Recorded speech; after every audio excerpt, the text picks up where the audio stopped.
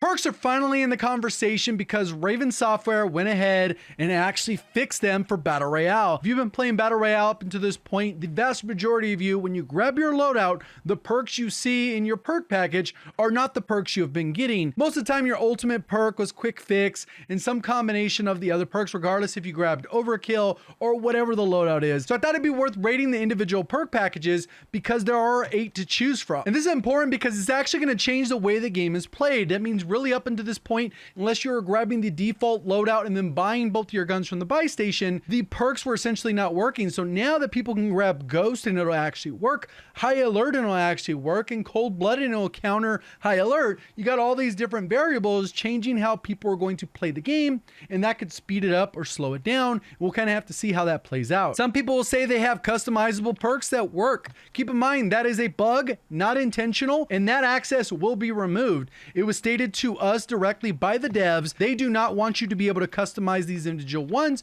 So whatever you have here that I'm going to cover, these are the 8 perk packages that they want you to have access to so that they can balance them, they can build them, and you're not going to be able to create the ultimate overpowered build that you want. And for newer players, these perks, you get them from your loadout, and you can either get that from a buy station. You could buy the loadout marker. You can get the one that spawns in later in the map, and you can go ahead and grab those from anywhere on the map. And then you can also do it from the strongholds or the black sites, and then that is how you're gonna be able to get the perks.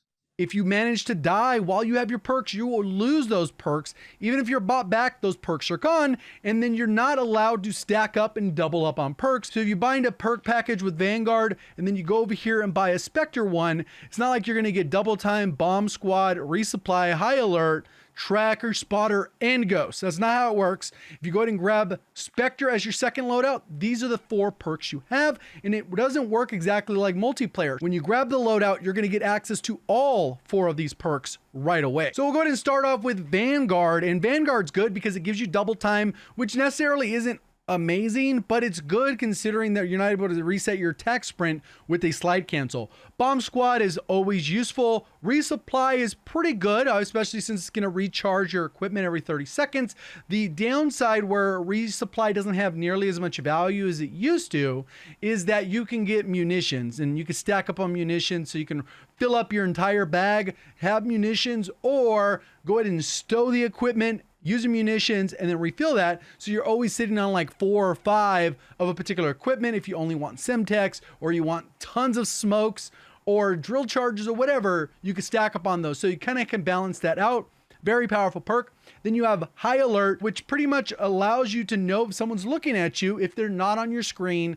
The downside with this, it does have a fixed range, which I think is like 100 meters or something like that. We haven't been able to do hardcore hand testing in Battle Royale because they don't have private matches, but that's kind of the number that we would go off of. And then beyond that, its only real counter is Cold Blooded, which we'll see as we go through these. That's not really a super desirable option given the option. So this one, I would rate it as an A. This is definitely one you should include in one of your perk packages because of the versatility with it and how you're going to build that out. Commando is pretty solid, very close. It obviously has Scavenger, which isn't really an issue. Strong Arm is kind of useless, but Fast Hands, if you guys remember, Amped was probably the most used perk in all of Warzone 1 for the entire life cycle, all 3 years.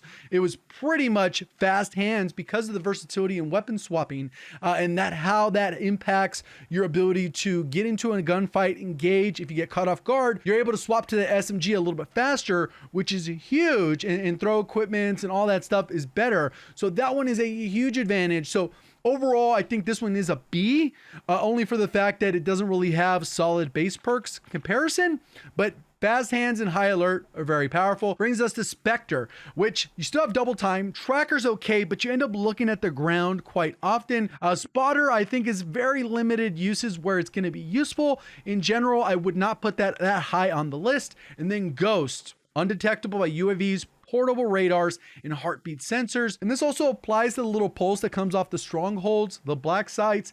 It also counters bird's eye. The only thing that you can counter Ghost with is an advanced UAV, and really the only way to get that is from the black sites. And that's the main way you would get it, where you're guaranteed essentially advanced UAV, and you can use that late game, and then you'll be able to spot everyone that has Ghost. So This is super powerful. Hopefully they nerf it the way it was at the end of Warzone. So it does require at least a little bit more movement, but we'll see how that goes. I'm expecting a lot of people use this. I did run a poll on my community tab to see what people are going to be using. Ghost is heavily favored, even though the UAV spam in this game isn't the best because each buy station's capped on what you can get. So this one I'd put at a B. It brings us to Scout. Doesn't have much going for it. I'd probably put this at a C because the supporting perks are even worse to a certain extent of what you get, and then you still get Ghost. So I would definitely be choosing Specter over Scout. So I would have to give that like a C or a D, or very bad. Ghost really the only thing going for it. Then we got Sentinel, which is a little bit different. We get Battle Hardened, Bomb Squad, which are both great perks. Even though Battle Hardened's not amazing, it's better than having Scavenger. And then we got Cold-Blooded. In general, I don't really find Cold-Blooded that useful, especially since you'll still be visible within thermal optics. You won't be highlighted quite as bright, but you're definitely going to be visible. And then Quick Fix is kind of what we've been rocking for a while. Quick Fix doesn't work unless you do not have plates, meaning that if you get into a gunfight and you still have a half a plate, Quick Fix is useless because your health bar is already full, keeping in mind that the only time this will be useful is when you're not going to have plates. So when you get in the gunfight, you could have been one shot. Well, now you're two shot because you go up to 100 health. So I don't think Quick Fix is all that great. Maybe an aggressive player get into certain situations, it can definitely help. But overall, I would say this is also a C, maybe C plus perk package. That brings us to the Warden package, which we got double time, strong arm, fast hands, and quick fix. Slightly better. I'd probably put this at a B minus, and we've already kind of talked about the reason all of these perks are where they are. Then weapon specialist ends up being kind of one of the worst options there is. There's almost no reason to choose this one because if you come back late game and you try to get a loadout, this is what you're going to do if you're going to get two primary weapons, because having overkill gives you a useless other base perk. Spotter, again, not that useful, and survivor, not going to be all that great. So overall, I don't really see a reason to use this. Is like a D or an F, not almost. And the only scenario, like I said, is if you want two primary weapons, but they're so affordable at the buy stations at only 2,500. So unless that price point changes, I think these are kind of really low tier. And that brings us last but not least, Recon. And this one's actually kind of powerful. I wish there were two bird's eye options because bird's eye is still kind of broken, but it does have its downside. So we got double time, which is cool. Tracker, okay. Focus, almost useless for the most part. It does help with a little bit of flinch, which can make some gunfights annoying. And then you got bird's eye. So this one says UAVs and radar pings reveal the enemy's direction. And this is any UAV. So any UAV that is called in on the entire map at any point while you have this perk will act as a UAV for you as long as that UAV is active. So you're talking about getting 10 to 20 UAVs per match for free, just for having this perk. Obviously, it doesn't have the great combo with it, so it's more like a B, B minus, but the power of that, even if one person on your team is able to give concise call outs, they'll be able to tell the rest of the team where enemies are, especially late game when people pop UAVs, they're giving away their position. Downside is the directional. It kind of clutters up the map with AI, so it's hard to distinguish, especially near a stronghold or near a black site, unless you got to pay attention a little bit more to player movements. The other part is a multi-level building. It's not going to have the little dot with an arrow above or below showing they are higher than you or lower than your elevation. So you kind of lose a little bit of intel there, but you will get clear direction if you're trying to go for a flank and know where people are.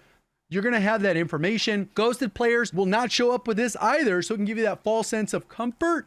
If you're seeing that and you're like, nobody's over there, but you really wouldn't have that intel even if you didn't have that perk. So it's kind of one of those trade-offs. I think this one's very solid on there. I think you got to figure out how you're going to build your team chemistry combining some of these. Let me know which one you guys are rocking. Appreciate all the support. Thank you for watching as always. Have a great day.